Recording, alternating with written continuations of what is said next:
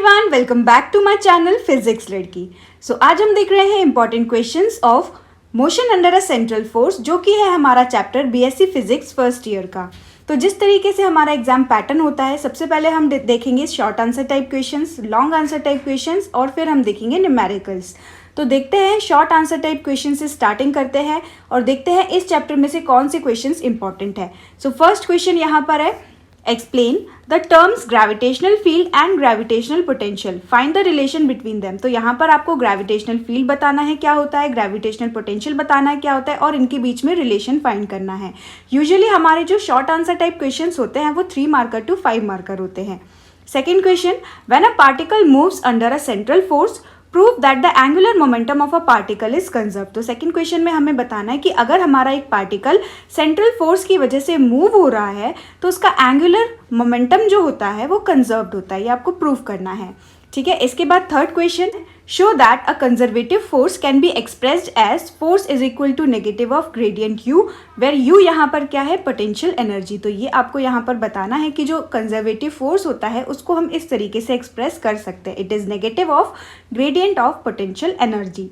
Fourth question है यहाँ पर, deduce Newton's law of gravitation from Kepler's law. तो यहाँ पर केपलर्स लॉ तो बहुत ही ज़्यादा इंपॉर्टेंट टॉपिक है इस चैप्टर का और उस केपलर लॉ को यूज़ करके यहाँ पर आपको डिड्यूस करना है न्यूटन्स लॉ ऑफ ग्रेविटेशन।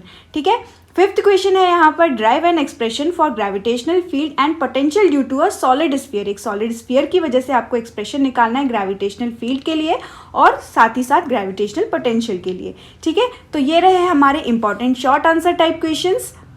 अब हम देखते हैं लॉन्ग आंसर टाइप क्वेश्चंस। ठीक है, तो सिक्स्थ क्वेश्चन है यहाँ पर, what are central and non central forces. यहाँ पर बताना है सेंट्रल फोर्सेस किसको कहते हैं और नॉन सेंट्रल फोर्सेस किसको कहते हैं। Give 3 characteristics of each. तीन कैरेक्टरिस्टिक्स हमें सेंट्रल फोर्स के और 3 कैरेक्टरिस्टिक्स हमको नॉन सेंट्रल फोर्स के यहाँ पर बताने हैं। Give 2 examples of central and non central forces. तो यहाँ पर आप देख सकते हो लॉन्ग आंसर टाइप आपके मोस्टली 7 to 10 या 12 मार्क के भी हो सकते हैं, क्योंकि यहाँ पर लॉन्ग आंसर टाइप क्वेश्चन में वो एक ही क्वेश्चन में आपसे 3 या 4 क्वेश्चंस पूछ ही लेते हैं। जैसे यहाँ पर आपसे पहले पूछ लिया what are central and non central, फिर उसके बोले कैरेक्टरिस्टिक्स बताओ, फिर बोल रहे हैं कि एग्जाम्पल्स भी बताओ। ठीक है, फिर यहाँ पर है why gravitational and Coulomb forces are called inverse square law. जो हमारा कूलम फोर्स होता है और ग्रेविटेशनल फोर्स होता है उसको इनवर्स स्क्वायर लॉ फोर्सेस क्यों कहा जाता है। एंड आपको यहाँ पर बताना है कि जो न्यूक्लियर फोर्स होता है उसको हम नॉन सेंट्रल फोर्स क्यों कहते हैं।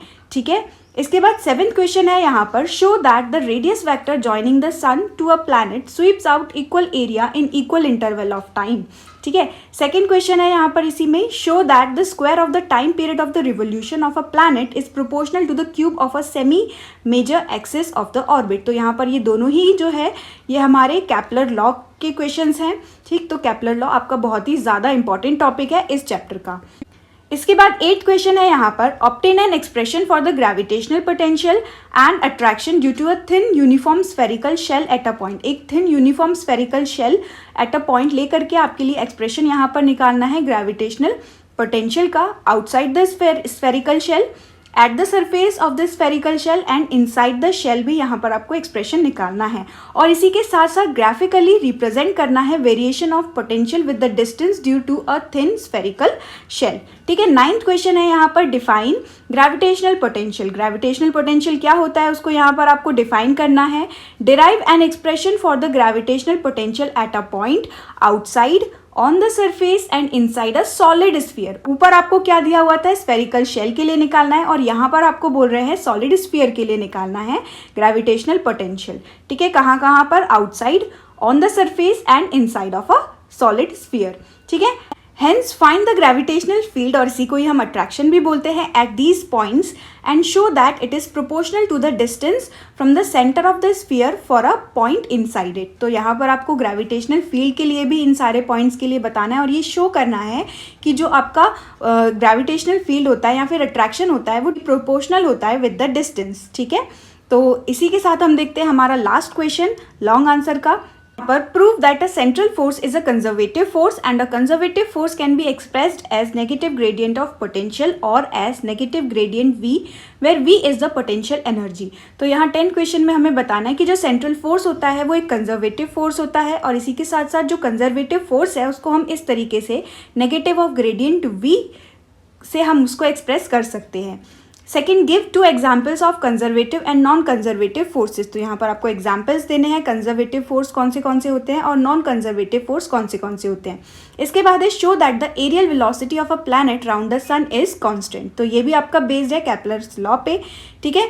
तो यहाँ पर ये रहे हमारे सारे लॉन्ग आंसर। अब हम देखते हैं यहाँ पर न्यूमेरिकल। तो 11th क्वेश्चन है हमारा, a sphere of mass 19 kg is attracted by another sphere of mass 150 kg when their centers are separated by a distance 0.28 meter with a force equal to the weight of 0.25 mg. Calculate the gravitational constant. If the distance is halved, what would be the new forces in Newton? तो ये है आपका numerical, ये based है आपका gravitational force पे, ठीक है। 12th क्वेश्चन है, show that the gravitational potential at the centre of a solid sphere is 3/2 times that on its surface. तो ये है हमारा gravitational potential due to a solid sphere, ठीक है। तो हमें ये बताना है कि जो हमारा ग्रेविटेशनल पोटेंशियल जो सेंटर पे होता है वो 3/2 टाइम्स होता है किसके, ग्रेविटेशनल पोटेंशियल जो कि एक सरफेस पे होता है किसके, सॉलिड स्फीयर के, ठीक है। इसके बाद है 13th क्वेश्चन यहाँ पर, calculate the period of revolution of Neptune round the sun given that the diameter of the orbit is 30 times the diameter of the earth's orbit round the sun, both orbits being assumed to be circular, ठीक। तो यहाँ पर ये हमें prove करना है। इसके बाद है 14th question, if the mass of the sun is 2 × 10⁻30 kg, distance of the earth from the sun is 1.5 × 10⁻11 meter and the period of revolution of the former round the later is 365.3 days. Find the value of G. तो यहाँ पर जो हमें data given दिया हुआ है उसको use करके हमें जी के लिए वैल्यू निकालनी है, ठीक है। इसके बाद है हमारा लास्ट क्वेश्चन आज का, calculate the gravitational potential and intensity of the gravitational field of a thin spherical shell of mass 10 kg and the radius 0.1 metre at a point 0.1 metre outside from the surface. तो यहाँ directly आपको formula use करना है, ठीक है। तो ये रहे हमारे आज के इंपॉर्टेंट क्वेश्चंस जो कि थे हमारे motion under a central force से, ठीक। Thank you so much for watching this video. अगर आपको ये क्वेश्चंस PDF फॉर्म में चाहिए तो आप वो डाउनलोड कर सकते हैं टेलीग्राम चैनल को ज्वाइन करके। टेलीग्राम चैनल की लिंक मैंने डिस्क्रिप्शन बॉक्स में डाल दी है, और इसी से रिलेटेड अगर आपको नोट्स PDF, बुक PDF अगर आपको चाहिए तो आप नीचे दी गई टेलीग्राम चैनल को ज्वाइन कर वहाँ से डाउनलोड कर सकते हैं, ठीक है। Thank you so much for watching this video. Don't forget to subscribe. Bye bye, मिलते हैं हमारे नेक्स्ट वीडियो में, तब तक के लिए पढ़ते रहो।